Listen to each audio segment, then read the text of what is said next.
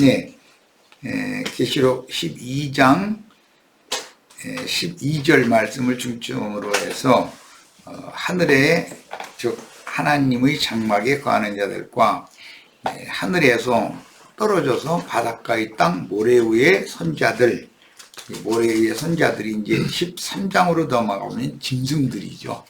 이 두 무리에 대해서 말씀을 중점으로 상고할 겁니다.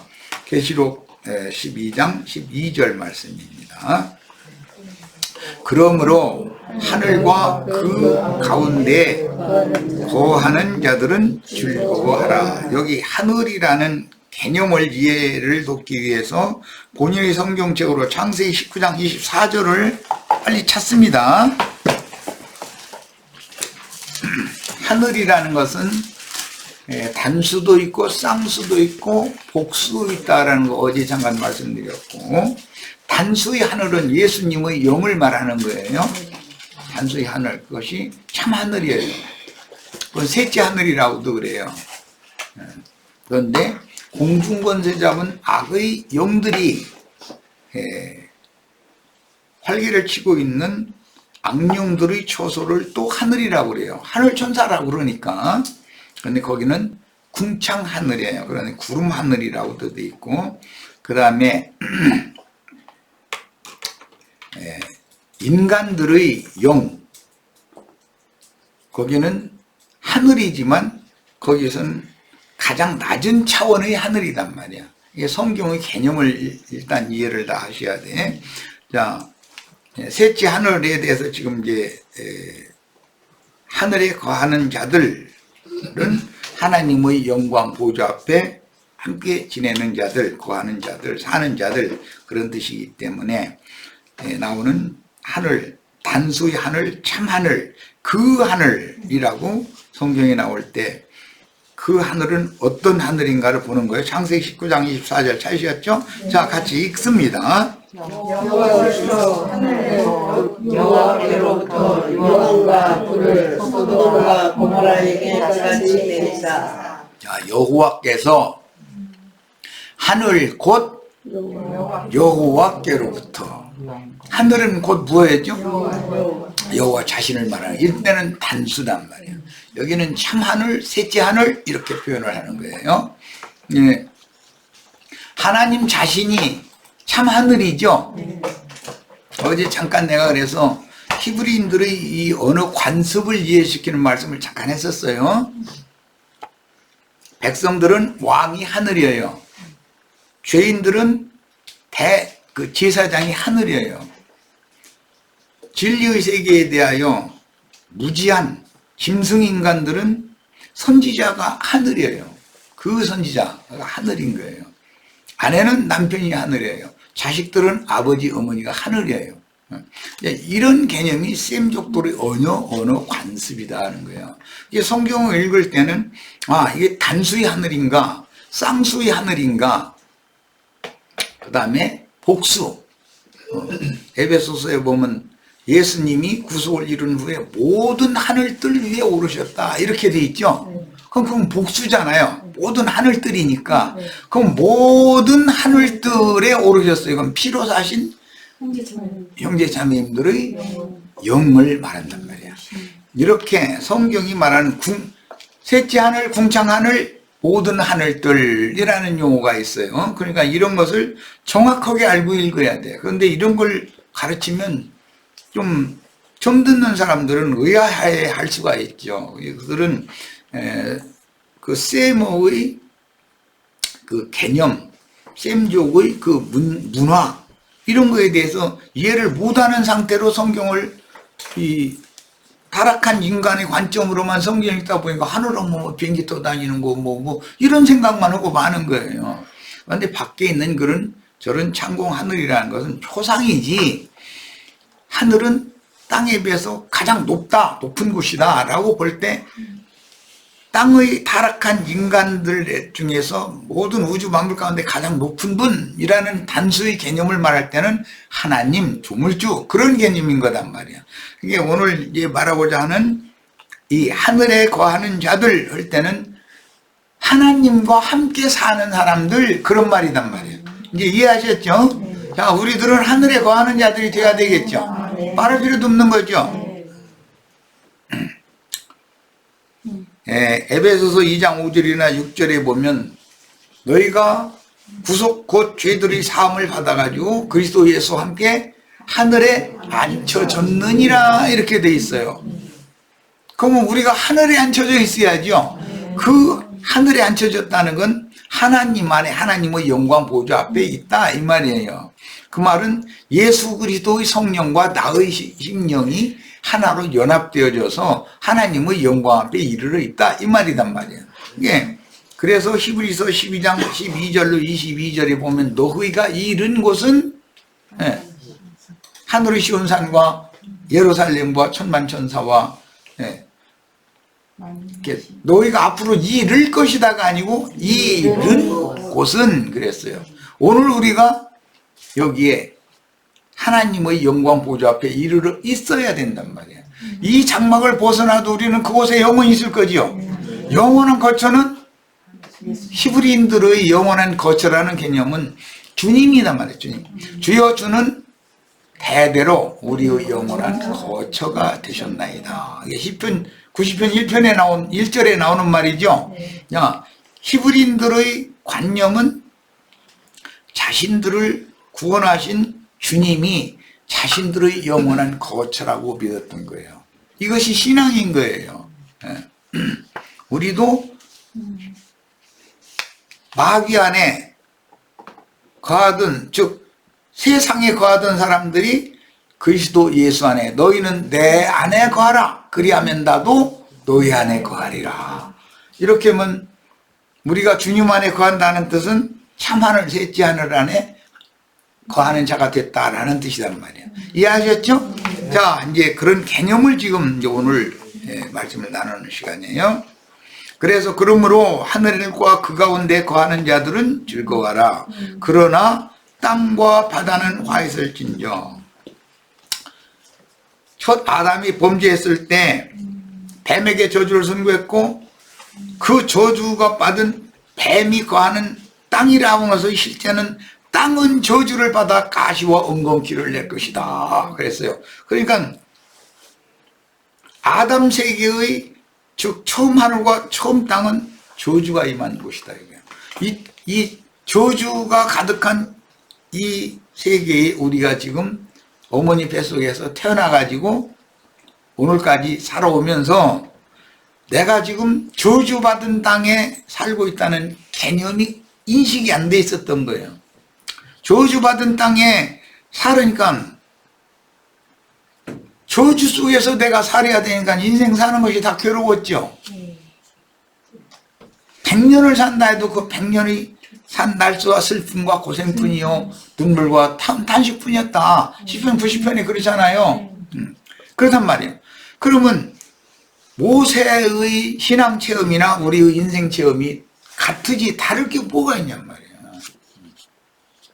그래서 반드시 처음 하늘과 처음 땅은 떠나가고 새 하늘과 새 땅이 와야 되는 거예요. 그런데 누가 그걸 해줄 거냐? 예수 그리스도가 구원자가 오셔야 처음 하늘과 처음 땅을 쫓아내버리고 새 하늘과 새 땅을 가지고 우리들에게로 오셔서 우리로 하여금 새 하늘과 새 땅에서 주님과 함께 영생하게 해준다. 이것이 구원의 복음이다 말이죠. 자, 이런 얘기를 알아들는 귀가 열렸으면 그럼 복 있는 사람이야. 저 사람이 지금 무슨 소리를 그러는지 잃어버리면 나도 힘들고 그 사람도 힘들고 서로가.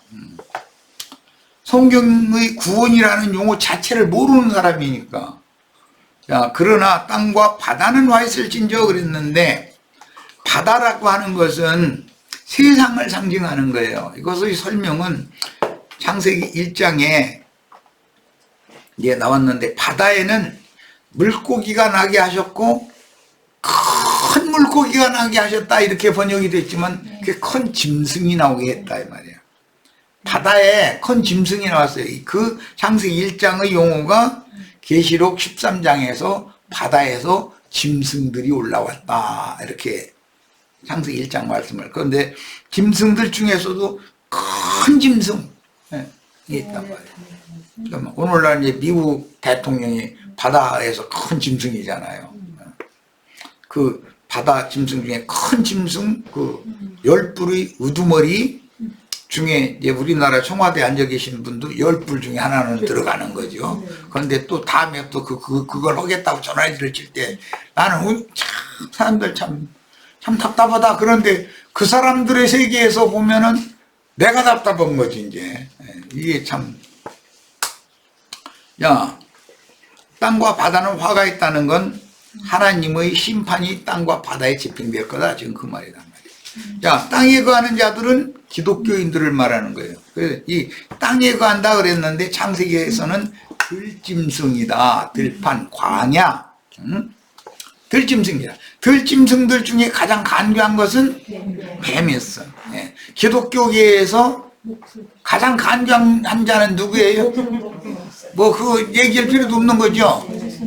그래서 예루살렘의 지도자들 보고 이 뱀들아 독사의 새끼들아라고 사람이라는 것을 신약에 와서 딱 드러낸단 말이에요. 그러면 들판에 사는 무슨 뱀 얘기는 하나의 표상이지 실제가 아니죠.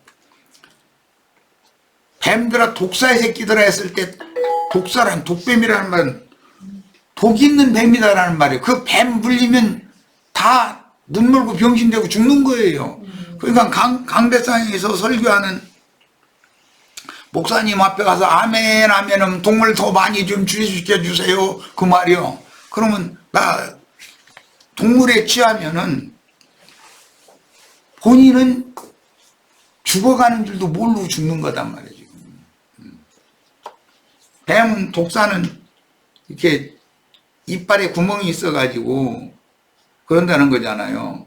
구멍이 평상시에는 닫혀 있다가 뭐를 탁 물면은 이빨이 순간적으로 탁 열리면서 동물이 쫙 나와버린다는 거거든. 그 동물의 왕국 이런 데 보면은 독사가 딱 고개 쳐들면서 막 동물 내뿜는 것이 이게 사진에 찍혀서 그 보이잖아요. 그건 표상이단 말이에요. 강대상에서 다 동물을 내뿜는데 사람들은 동물 마시고서 좋아 죽는데 하멘 나멘 할렐루야 하고 난리를 내고 있는. 근데 무지해서 그래. 무지해서 진리를 알아야 돼. 그러니까 진리를 알지니 진리가 너희를 자유케 하리라. 진리를 모르면 마귀에게 결박당해서 묶여가지고 본인들이 꼼짝도 못하고 마귀의 결박에 묶여 있으면서도 자신들은 자유한 줄 알고 있는 거야. 세상의 죄에게 율법의 저주에 종노릇을 하는 거거든. 자신들은 꽁꽁 묶여 있는 중이야.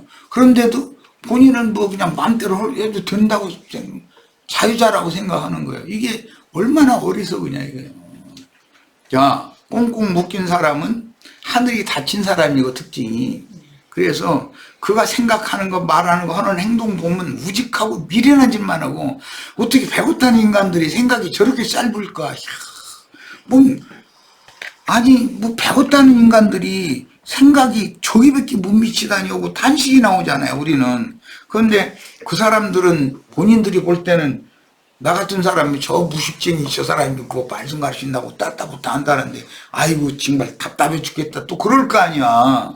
그러니 이게 세계가 얼마나 다르냐고. 예수님이 유대교인들에게 찾아오셔서 얼마나 답답하셨겠어요.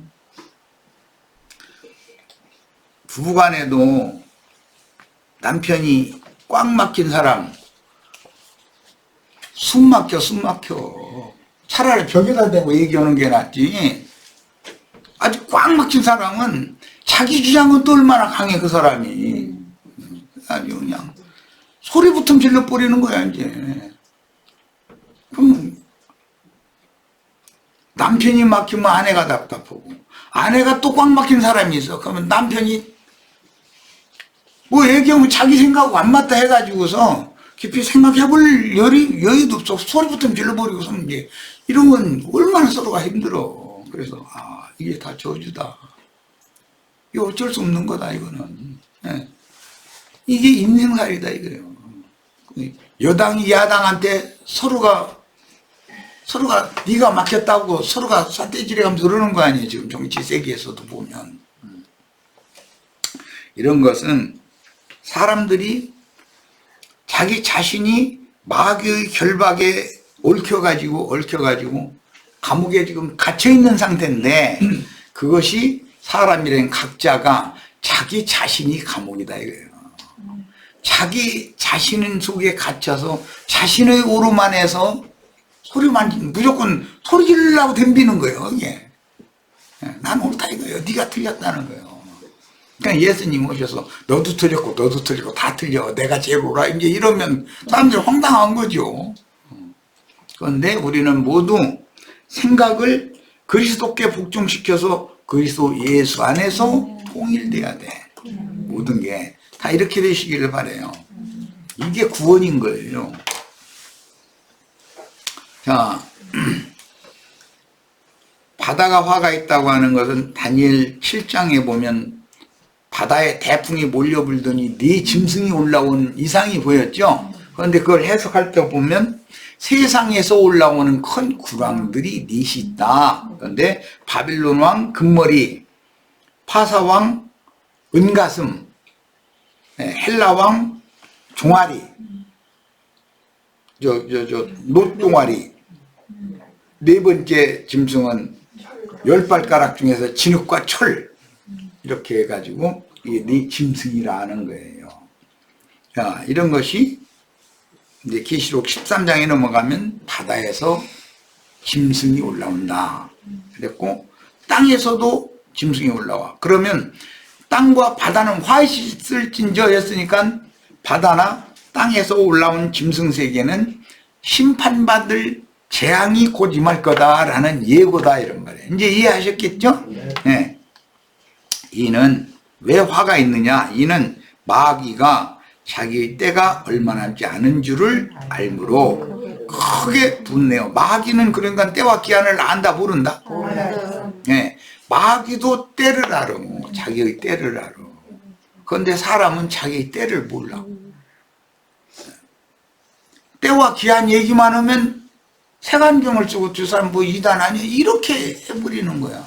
그러니 이게 정말 그게 예수님이 오셔서 이 때와 기한에 대해서 설명을 하다가 보니까 이 때가 말세다. 구약성경 선지자들이 말세에 모든 육체에 여호와의 신을 다시 부어줘서 다 죽은 자 살린다고 그랬는데 말세에 내가 온 거다. 그 말씀을 이루러 지금부터 말세다. 이제 그러니까 사람들이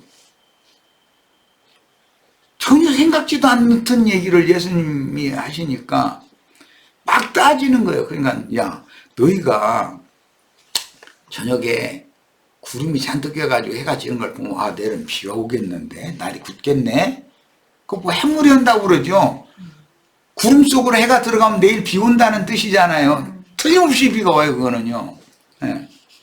그리고 뭐 날이 훈훈하고 후텁지근하면 이거 비가 내리고 더운 바람과 함께 비가 내리겠네 하고 천기는 너희가 알면서도 왜 하늘이 정한 때와 기한에 대해서는 왜 그렇게 깜깜하냐. 내가 와서 이런 말을 하면은 그 때가 이르러서 하는 말인 것이지 때와 기한이 찼으니까 예수님 아무 때나 오는 거 아니죠. 때가 참에 인자 예수께서 오셨다 이렇게 돼 있죠. 다 때에 맞춰서 오는 거예요. 우리가 이런 말씀을 나누는 것도 괜히 이런 말을 나누겠어요? 어떤 선지자를 보내서 어떤 말씀을 증거하게 하신다. 그것은 때가 그때다라는 말이에요. 이걸 꼭 믿으셔야 돼.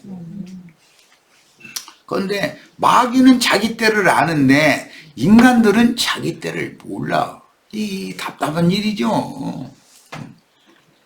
내일 당장 주님께서 그 생명을 취하여 갈 것을 모르기 때문에 막 어디 뭔가 투자를 어디다 얼마를 하면은 뭐 요즘에 그런 그 사기꾼들 참 많더만. 보면 뭐 1억만 투자하면 뭐 2년인가 3년인가 내에 본전에다가 갑절을 해서 2억을 준다 막 이러니까 가만히 있어. 1억만 있으면 1억 더 생기게 생겼네 해가지고 얼른 갖다 내면 몇 달은 이자가 잘 들어오는 것 같아.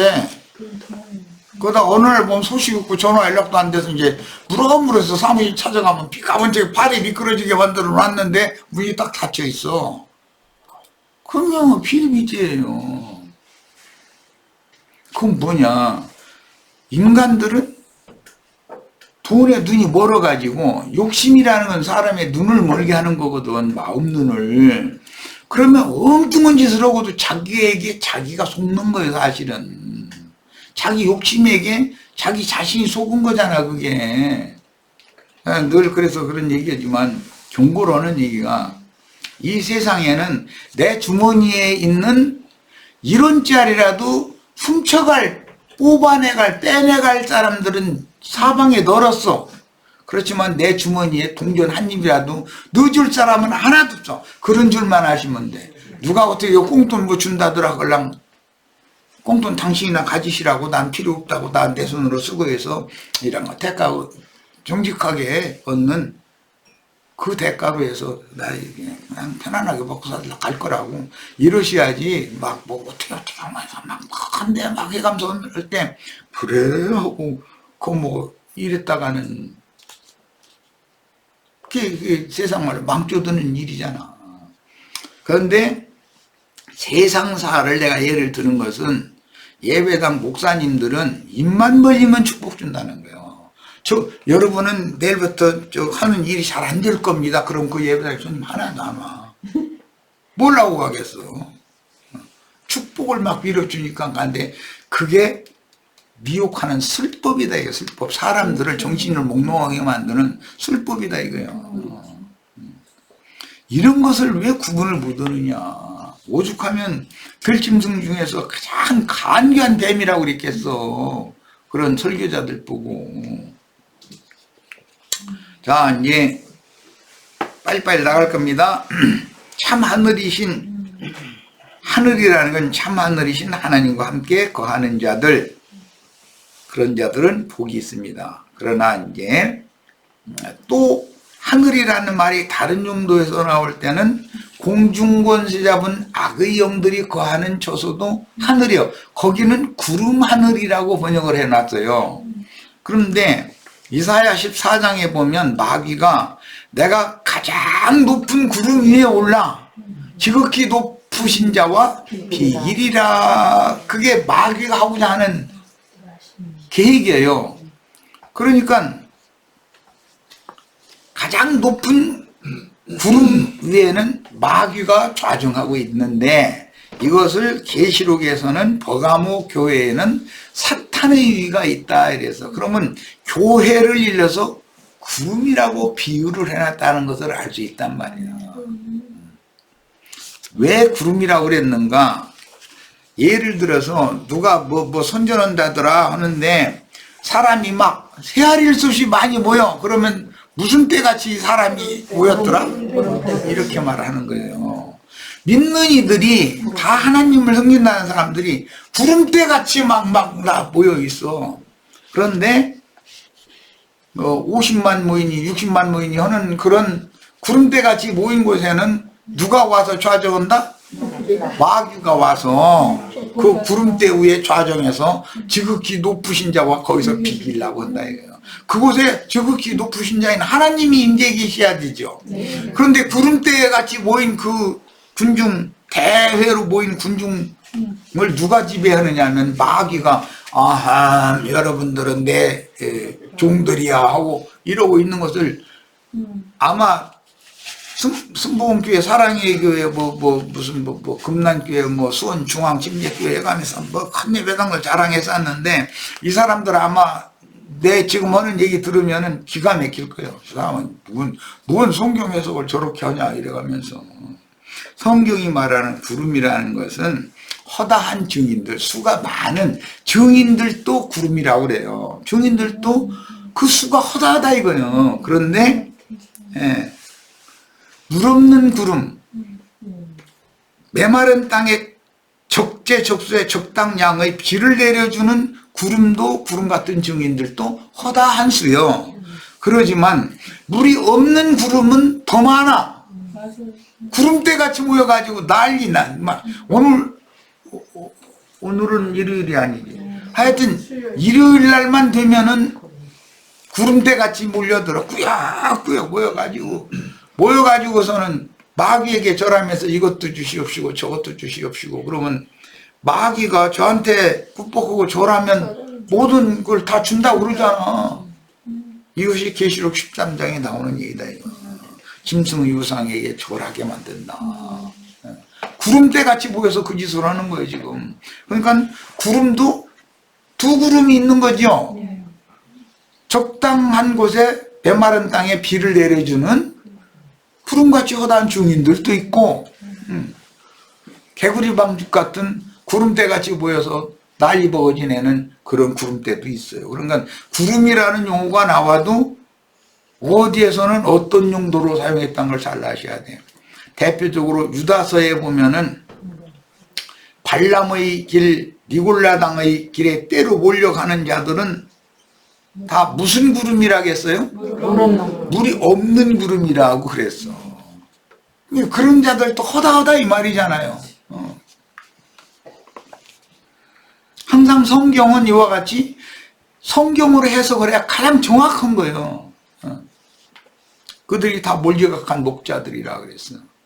그러니까 몰지각한 목자들 앞에서 구름대같이 모여가지고 그 난리를 죽이고 있는데도 자신들이 지금 무슨 짓을 하고 있는지도 모르고 어느 날 저기 창공에 떠다니는 구름에서 자기를 죽지도 않게 하고 뿅 하고 이렇게 들어 올리면 거기로 갈 거라고 이러고 앉았는 거예요.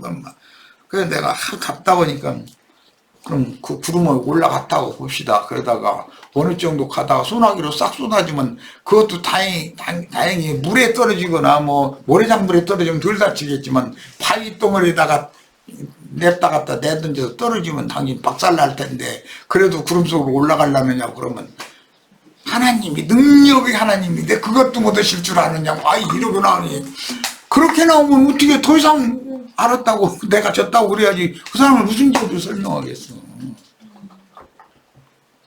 하늘이라는 것을 말하는 이런 용어 하나만도 정확하게 가르침 받은 적이 없고 공중 구름 속으로 끌어올린다고 그럴 때 구름이라는 용어가 나오는 것도 양편에 있는 구름 얘기가 나오는데 그것을 정확하게 가르침을 받은 사실이 없어.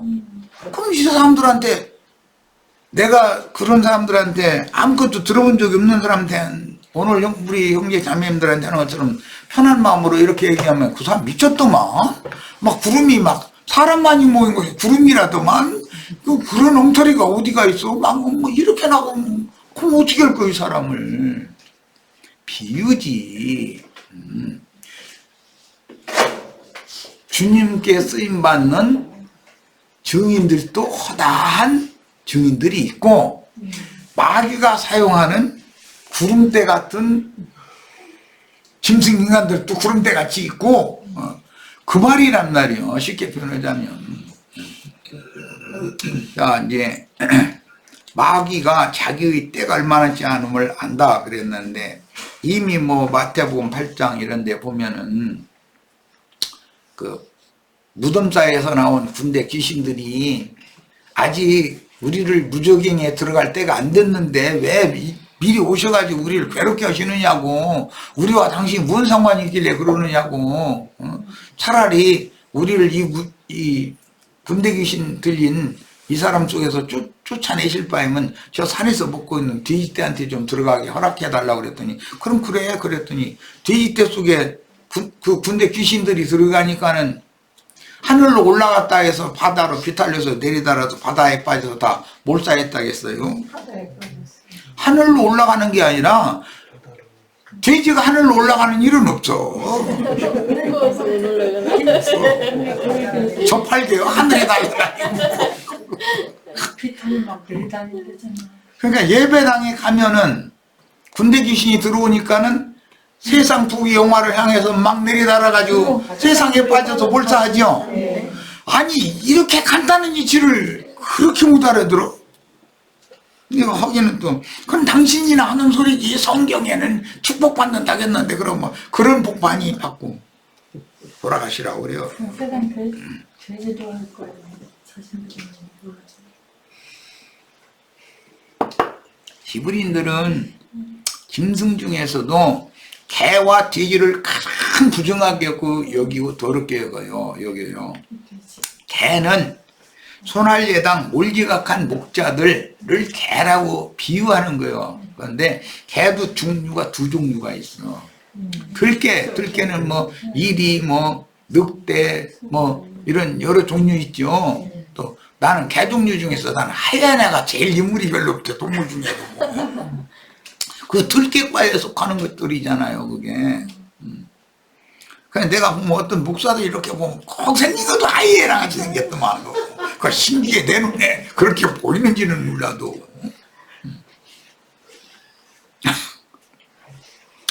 그런 들개 종류들이 있고, 집을 지키는 개가 있어요. 우리 형제 자매님들 충성된 주님의 집을 지키는 개가 돼야죠. 그런데 개가 덜 떨어지면은 원수가 와서 그 집 훔쳐가려고 도둑놈이 그냥 바로 들어가는 게 아니여. 며칠 지나가면서 휘파람 쓱 불면서 고기 한 점 툭 던져주고서 가. 그것을 한 달만 가서 얻어먹고 나면은 저 도둑놈 저쪽에서 오는데 좋다 꼬리 흔들고 막 마중 나가버려. 그렇게 만든 다음에 고기 한 점 실컷 주고 나서 그날 먹는 고기 속에는 독약이 묻혀 있어. 그거 딱 꿀꺽 먹으면 걔가 안녕 하는 거예요. 이제 그러면 안에 들어가서 맘 놓고 뒤져가는 거예요. 이제 그런데 도둑놈이 어느 집안에 들어가면은 무거운 농장 밀고 가거나 텔레비전 막 들고 가느라고 막 이렇게 그렇게 해요. 간단하게 같이 나가는 돈이나 현금이나 금은 보석이나 이런 거 얼른 휙딱 거기서 가지고 와 버려요. 내가 도둑놈이라도 나는 농장 미고는 안 나와. 왜 이런 걸 모르냐 이거요. 그게 뭐냐, 목사라는 사람들이 요한복음 10장에 보면 담 넘어로 온 자들은 다 절도요 강독대들이다 그랬는데, 그러면 그게 누구 보고 한 말이에요? 유대교 지도자들 보고 그때 당시 하신 말씀이잖아요. 나는 양의 목자로 왔지만 거짓 목자들은 다 절도요 강도들이다 이 말이잖아요. 예, 그러니까 율법 교리라고 하는 다른 문을 통과해서 담 너머로 온 자들이다 이거예요. 예수 그리스도 그분을 통과해서 하나님의 집에 들어오는 자들과는 다르다라는 걸 그 얘기를 하는 거예요. 그런데 그 절도 강도 때들은 도둑질을 하는 방법을 알아. 그 충성된 개가 있으면 충성된 개를 먼저 타락을 시켜. 누구를 통해서? 음녀 이세벨과 아달랴를 딱 보내는 거예요. 네. 남자는 여자한테는 약해. 그러니까 뱀은 그걸 다 너무 잘 알아. 음녀를 싹 보내가지고 음녀의 교리에 의해서 하나님의 종들이 타락돼 버려. 그러면 그 생명 없고 죽은 개요. 이제 구약 성경에 죽은 개대갈과 같으다와 개대간과 같은 나에게 막 이 같은 은혜를 주시느냐 막 이런 말이 나오죠. 개대갈이요 그게. 개머리님이라고 하지 않아. 개대가리 막 이래버리죠. 컨예배당 유명한 목사님 개대가리들이죠. 개떼들 중에 왕 이거다 이 말이잖아요. 예배당 목사들 정신 차리지만 내 이런 얘기 증거하면은 교회의 머리는 그리스도고 음녀의 머리는 일곱이라 그래서 일곱 머리 그게 개대가리들의 전부. 개떼 중에서 들짐승이요 일이나 늑대나 여우 이것은요 인도하는 개가 있어요. 앞장서는 개가. 그게 그 무리의 생존 여부를 결정하는 거예요. 그 한 마리가. 그거 개 대가리거든. 개 머리다 이 말이야. 그래서 저쪽에서 이제 개구리 세계에서는 왕모골이죠. 왕모골이 한마디가 그냥 슬쩍 해놓으면 개구리라는 개구리는 종류도 많은데 다 앞장 이제 막 떼창으로 막 해야 되는 거예요, 이제. 그런 짓거리를 한다, 이거요. 이런 게 다 셈족 언어의 비유법이라는 거예요. 은유법이라는 거예요. 우리 형제 자매님들은 개대가리한테 가서 뻑뻑하고 우리는 뭐 수만 명이 뭐 이런 큰 세계에서 제일 큰 교회고 그런 어리석은 소리 좀 제발 좀 하지 말으라고 그래요. 하나님은 저희 다수를 원하신다, 원치 않으신다? 대회로 모이는 걸 원하신다, 원하시지 않는다? 아니 왜 똑같은 성경인데 그런 구절은 왜 안 읽어? 그래서 그런 들깨무리에게 속한 자들은 다 하나님의 보호가 없어. 자기네들의 힘으로 스스로 살아야 돼. 그러나 집을 잘 지키는 충성된 종, 그리스도의 종들은 주님이 먹이고 입히고 마시고 모든 거. 주인은 굶어도 강아지 굶기는 일은 없어. 그죠? 강아지 다 길러보셨죠? 안 길러봐서 몰라? 그럼 길러봐 그러면 돼. 그런 거예요. 짐승이 굶으면은 배고프면은 그 주인 어디 갔다 와서 깜부타고 밥 좀 주고 그냥 갔다 늦게 오면은 그 눈을 보세요. 눈 마주쳤다가는 그 화장실이 아무리 급해. 그래도 우선 개밥부터 챙겨주고 화장실 가야 돼. 그냥은 못 지나가. 눈물이 고이는 저 실천하고 있어요. 세 마리. 왜 그러느냐? 걔도 혼이 있기 때문에 통한단 말이야. 사람과. 그리고 그 강아지 길러가지고 아이들 정들여 놓으면 저희가 똥 한 번 지어줍니까 아이들? 그거 사달라고 졸르기는 하지만 사다 놓으면은 귀찮은 일은 엄마가 다 해야 되고 얘들은 어쩌라다 다 이쁘다 해서 밥은 주워다가 좀 가끔 먹이는데 똥 같은 건 절대 안 치거든. 그래도 이 개 도대체 털 빠져 쌌고 냄새나 쌌고 안 되겠다. 날이나 구질러가지고 여름에 소나기나 계속 오고 날구지면은 근처에 가면 코를 묻들러 이놈이고 목욕을 아무리 시켜놔도 개 냄새는 여전히 나더만. 예. 그럼 도저히 안 되겠다. 머리 아파 죽겠다. 이거 없애자 그랬다고 애들 울고불고 난리 나죠. 없애도 무대에 있는 거 정들어 놓으면. 그러는 거예요 이게. 내가 이제 왜 이런 얘기를 하느냐면은 집사, 권사, 돈풍이 나 있는 분들이 되면은 목사님 뭐 정들어 놓으면은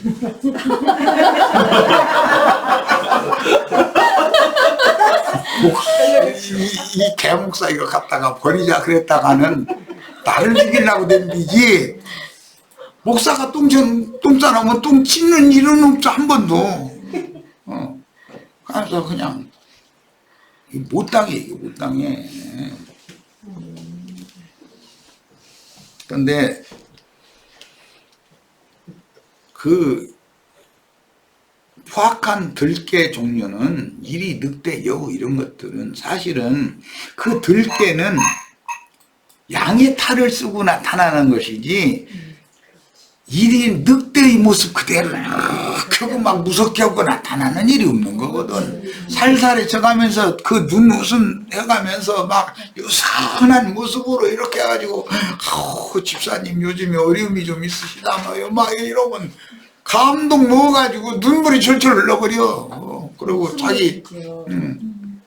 자기 살기가 그렇게 어려운데도 내가 이 은공을 갚아야지 하면서 어느 날 돈풍이나 생겼다 하면 늑달같이 전화해서 목사님 오늘 시간이 있으시냐고. 꼭 그래. 밥이라도 한 끼 따뜻하게 먹여야 뭔가가 좀 마음이 편해. 이렇게까지 정이 들어놓으면 그 개와 그 사람, 그 신자와 이별시킬 방법이 있어요, 없어요? 넷째째로 이게 제일 힘들다는 건 내가 안 되니까. 그래서 신앙생활을 건데 목사고 정도, 사람하고 정도로 버린 사람은 분리시키기가 어렵습니다. 전도가 안 되는 거예요. 말씀이 그게 맞다고 하고 나서도 그래도 인과관계 내가 목사님을 배반하면 안 되지. 이것이 더 강하거든. 아니, 그 얘기를 난 그 정도 하고, 이게 스스로 내가 어떻게 지금 내 영혼이 멸망으로 내려가고 있는지도 모르는 사이에 내가 무슨 상태가 되어가는지를 알라고 얘기를 하는 거예요. 그러니까 우리가 이런 것을 분별하고 이런 말을 들을 때 깨달음이 온다는 거는 어마어마한 일이 벌어진 거예요. 기독교계가 막 기적이 일어나고 뭐 해서 하지만 기적 중에 가장 큰 기적은 주님의 말씀이 진리가 진리대로 들리고 비진리, 거짓은 거짓이라는 것이 분별이 딱 되어지고 내 속에서 딱딱 갈라지고 이렇게 하는 것이 어마어마한 기적이에요, 이게. 자, 구름 하늘의 참장막에 거하는 자들은 이미 이기는 자로 주님께 데려감을 받았는데 이때는 주님의 예언에서 전에도 없었고 앞으로도 없을 대환란의 때라고 예언하신 바로 그때로서 다니엘 12장 1절로 4절에 예언된 세상 끝의 추수 때이며 이기는 자들을 위한 첫째 부활의 때입니다. 여자가 낳은 남자 곧 장차 철장으로 만국을 다스릴 이기는 자들이 승천하였을 때 구름 하늘에서는, 이건 궁창 하늘이라고 되어 있는데 구름 하늘이라는 용어예요. 거기는 공중권세 잡은 악의 영들이 역사하는 곳이죠. 그 공중 하늘이라는 것은 거기에서 큰 전쟁이 일어났는데, 이런 표현은 영들의 세계가 빛의 사자들인 선한 천사들과 어둠의 자식들인 악의 영들과 치열한 전쟁이 있다는 것을 보여주는 것이다. 그건 영의 일이기 때문에 세상사나 육신의 생각에 붙잡혀 있는 사람들한테는 이런 진리 증거를 아무리 해줘도 안 들리는 거예요. 안 들려. 세상 얘기하면 어디 어떻게 하면 돈이 잘 벌린다들 하면은 막 그렇게 쏙쏙 들어와. 그런 얘기는 조금 더 얘기 좀 해달라고 이러지. 이런 말씀, 이런 나누는 얘기하면 지루하다고 막 10분도 안 가서 막 몸을 찌들고 난리가 나다가 나중에 아픔 서너 번 하다가 이제 이러기 시작하는 거지 뭐. 하긴 나 같으면 이거 다 해봐서 알아. 가나안 땅을 정복하면 안식이 이루어지는데 이 세상에 생존하는 모든 인생들은 빛과 어둠의 어떤 생각의 조종을 받으며, 그렇죠? 생각이 그 사람을 조종하는 거예요. 생각이. 성도들은 영의 생각과 육신의 생각 사이에 치열한 전쟁을 경험한다. 성령의 소욕과 육체의 소욕 사이에는 항상 갈등이 있는 것을 내 스스로의 속에서 알죠. 하나님의 성령을 받으면 육신의 생각을 대적하는 두 마음의 전쟁을 자신 안에서 경험한다. 그러니까 공중권세 잡은 악의 영들이 이미 진치고 있는 곳에 그 공중 구름 속에 이기는 자들을 끌고 올라가니까 그건 전쟁터잖아. 그게 공중 구름이라는 것은 전쟁터 아니냐 이 말이야. 거기에서 이기는 자들이 원수들을 물리쳐버리면, 악의 영들을 물리쳐버리면 그들이 쫓겨나는데, 쫓겨나면서 슬쩍 눈을 흘겨서 하늘 별들을 말아가지고 묶어서 같이 내려온다 이 말이야. 그럼 어디 오느냐? 바다와 땅 사이의 바닷가의 모래 위에 발을 딛고 선다. 계시록이 이렇게 해놨단 말이야 지금. 그러면 마귀가 바다의 모래 위에 쓴다라고 하는 말이 무슨 뜻인지는 지금까지 말씀 들은 것만 가지고도 벌써 다 이해가 되죠 이제. 아, 모래신자들 수가 여간 많아요? 대외로 보인 모래신자들 위에는 마귀가 지배하는구나. 그런데 그 이제 뭐 개떼가 모여서 짓거나 또는 개구리들 모여서 막 그냥 개굴 해대거나 이런 것이 다 비유다 이거예요. 그리고 온갖 해충 때 옥이라든지 하루살이라든지 이런 것은 떼제비로 살지 혼자 다니는 경우가 별로 없어. 이상해. 모여가지고서는 사람을 그렇게 괴롭혀. 구더기는 한 마리만 사는 일이 없어. 떼제비로 살아버려. 떼제비로. 그래가지고 사람 무덤에다 갖다 묻어놓으면 뼛속까지 다 갉아먹어버려. 뼈까지. 그래가지고 저는 저대로 다 먹고 나면 죽어. 그럼 흙이 되는 거예요, 이제. 이렇게 하는 것이 하나님의 순환의 법칙에 따라 그런 것들이 필요하다 이거예요. 그런 미물도.